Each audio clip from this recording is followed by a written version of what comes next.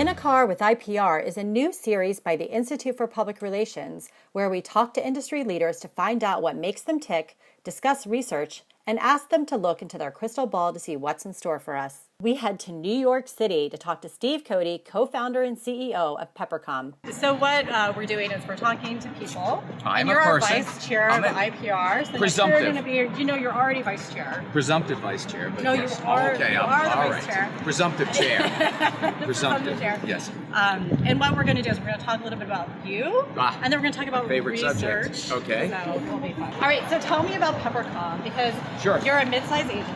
Yes. And you're one of the founders. Yes, I am. And so let's hear the story. The founder's story? Founder's story? So, without naming names, I used to work at one of the holding companies, and I became more and more disenchanted with life in a large agency. I spent more and more time numbers crunching than doing things that I like to do most, like counseling clients, pitching the business. And it was 1995. It was the peak of the dot-com boost, and I said, you know what? I'm 38. I don't want to be 65 one day and look back and say, what if? So rolled the dice, borrowed $7,500 from my mother-in-law, $5,000. $7,500? That's all it took? 12,500. I got $5,000 from my older brother. Nice. And that was it. We said, let's give it 6 months and see what happens. And we went out of business. And you, Peppercomm, you guys do comedy training. Yes, we do. Stand-up and improv. Stand-up and improv. Yes. Yes, and.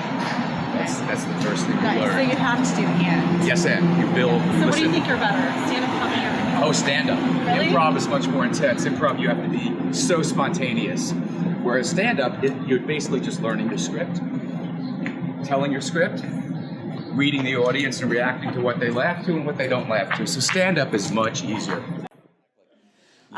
So we're in Steve's office. Yes, and, we are. We're going to ask some questions about research. Sure. And then I'll ask you the famous questions about all sorts of things to really get to know Steve Cody. Well, there is no such thing as really knowing me. Really? Yes. The wall Many is people up. have tried. The wall is Many up. people have tried. None have succeeded. So the Institute for Public Relations and Peppercomm have done 3 studies together. Indeed. Yes, indeed. Fantastic studies, I must say. They were all interviews of, I'd say approximately like 25 CCOs for each one. Mm-hmm. So maybe let's talk about each one and give some highlights of it. So the first study we did was immediately after Trump was elected president.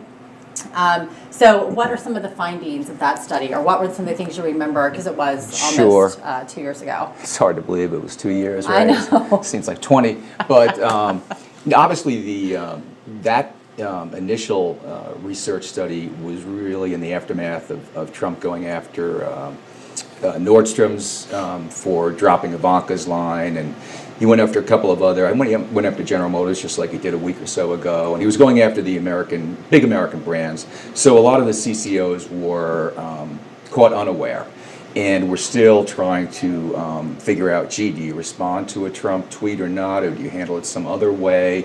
So what we did was we gathered basically one-third who had figured it out, what they were going to do if Trump attacked, one-third who thought they had a model but they hadn't shared it with the rest of the C-suite, and one-third who said, I'm just going to stick with my existing crisis plan. And I feel like during that time we were also very unsure of how to respond and how will the public respond and what should we do. And, it's one thing if we're going to call it out, because it's such a fundamental change from no question. It's you go from to. Enron and BP, which as bad as they were traditional crises, and all of a sudden you've got the President of the United States coming after you, and it could cost you a significant part of your customer base or your stock price or whatever. So those were all, and Nordstrom's went down 3 points and then it regained its share. So that was all virgin territory.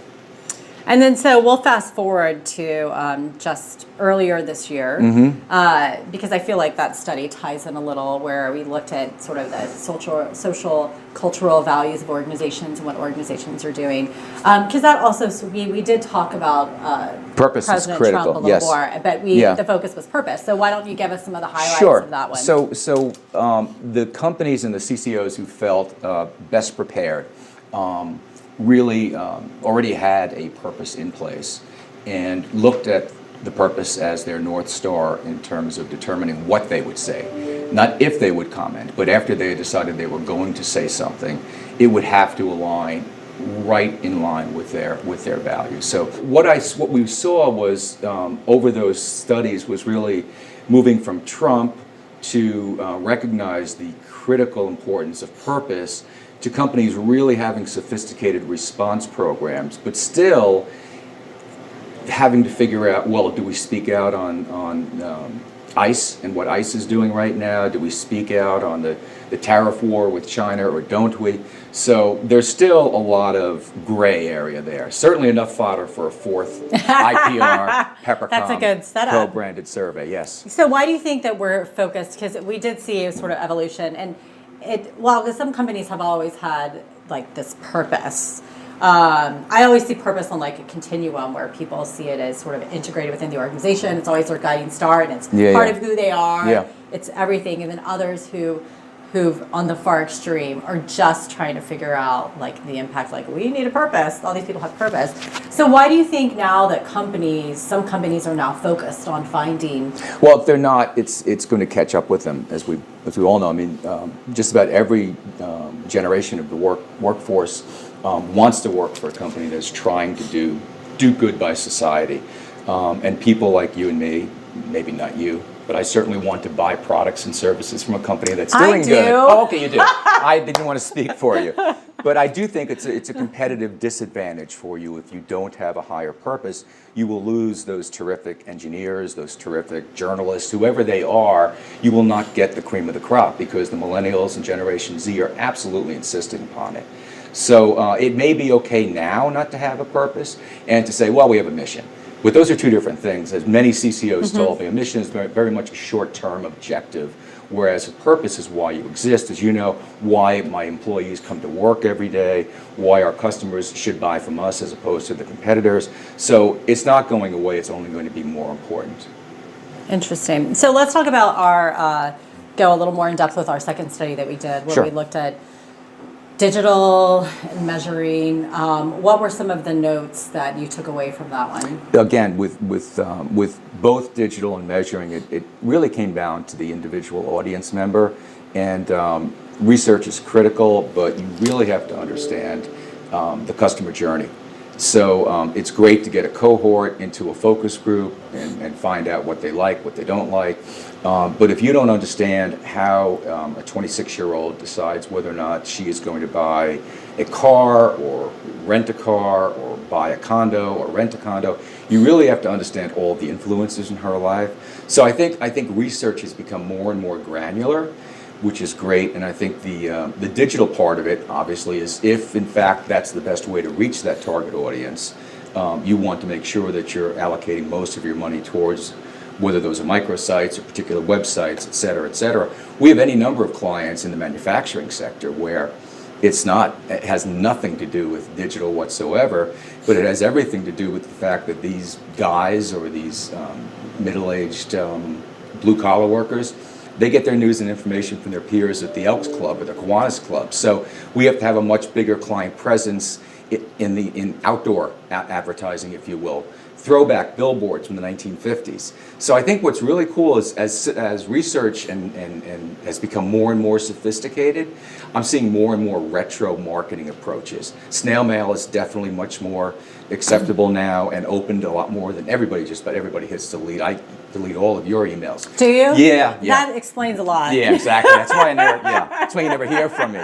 But that's what's so cool. It's like what's old is new again. Yes. And Well, what's it new feels is like you even get cooler. so clogged in digital because you get so many messages, like just the emails. I mean, Everyone. I can hear your emails now, and it's like constant. Everyone's trying to get your attention. Yeah, so and you how have can to break figure through the out. noise? Yeah, have to figure out what does and doesn't appeal to you, and on our social feeds too. Maybe a year ago on Instagram or whatever, I wasn't getting as many spam advertisements as I am. Yeah, one of the things that struck me with the digital study was one of the respondents was talking about research and said they do research to confirm their sort of gut feeling, which I thought was so.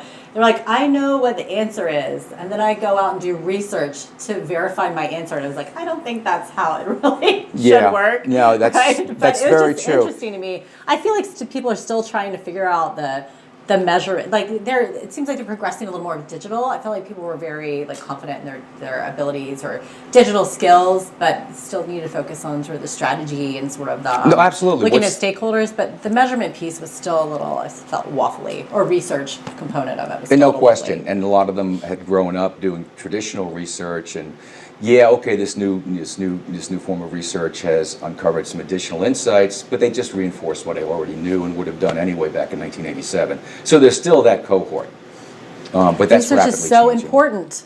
No question It's like, about I it. think it's like the I think most it's important. I think it's more important than ever.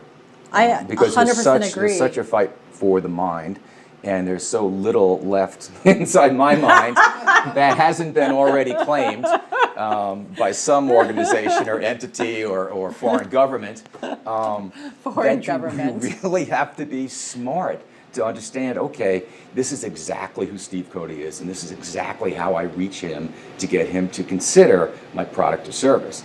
And that takes a lot of research and a lot of For Steve sophisticated Cody research. or people in general? Well, it takes. I feel like Steve Cody, you could just throw You just like, throw stuff against the swag. wall. You just throw I stuff feel like against he the could just wall give with you me. like a Any branded merchandise, you would be I'm yours. really- I'm yeah, yours. If you I want me to think buy so. your product or service, give me a hoodie. Give me a hoodie. For others, it's more difficult. For others, it's more difficult. Yeah. All right. So now Yes. this part Okay. of the series is asking you Yes. the really tough questions. fire away. And it's going to feel a little like deja vu, but I took this, borrowed, if you will, from James Lipton's Inside the Actor Studio, Yeah. where he asks late great. questions. Yes. No, he's still alive. Is he? He is. What, he He's got tossed like off the air? 93. Okay. He got tossed off the air, yeah. Yeah. No, I just love those shows. No, it was great. Yeah. Yes. Which is why I feel like the long format of an hour works for everything we do. It doesn't. I wouldn't disagree. So it came from Inside the Actor Studio and Sure. From Bernard Pivot. Usually I try to pronounce it in French, but it just sounds pretentious. But I'm trying to be less pretentious. I than never it saw is. you as being pretentious. Ever. Ever. I'm not that person. Not that person. Not that person. No, not you. Nope. All right, so let's start the questions. All right. All right, ready? Yes. What is your favorite word? Oh, truncated. Truncated. Yeah, Good. because my Why? entire experience in life is, I'm ADD, so I like things to be truncated for me. So, before the word snackable became fashionable, God. I was truncated. I think truncated should replace snackable. I like truncated Yeah, too. yeah. I like the Short and crisp, sweet. like trunk. Truncated. Yeah, trunk. Truncated. You Yeah. get it. It's good. I like My favorite it. word. What's your least favorite word? Ooh, least favorite word would be something like. I know what it is. It's just on the tip of my tongue. It's like. It's people using the word like. Like, you know what I mean? Like, so for example, so if I hear like 4 or 5 times, then it really starts to, I get angry. Do you get angry? I get angry. Yeah. Yeah. That's why I have various Oxycontin and Xanax and things around me. What is your favorite book? Well, I'm always, whatever book I'm reading is usually my favorite. So I just finished reading Ron Chernow, who's going to be at the White Did House. you read Hamilton? No, Grant. I wouldn't touch the Hamilton book. I was No, so I'm a shocked. longtime Aaron Burr fan, and I believe the right man won that duel. Did you? But I think that's go too ahead. soon. All right. So what do you do to unwind and relax? I have 2 hobbies, passions. One is stand-up comedy, which I've been doing for 10 or 11 years, and I try to do it at least once or twice a month.